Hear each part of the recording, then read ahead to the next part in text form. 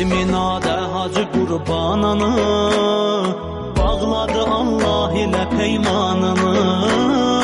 Razı edə Xaliq-i Sübhanını, oynadıq eşq ilə ihsanı.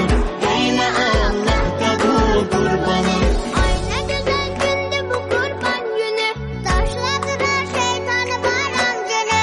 İstəsə kim Allaha olsun yaxın, nəfsini qurban edə qurban günü. Kamil ede dinin imanını. Oynadıq eşq ilə ihsanı.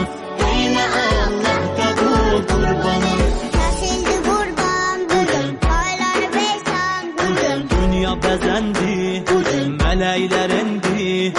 Yer göğe rahmet yağır, Allah'ı dilden çağır. Uç gətirib Cəbrəyil, eylədi qurban Xəlil. Eylədi qurban Xəlil ol Xəlil. Oynadıq eşq ilə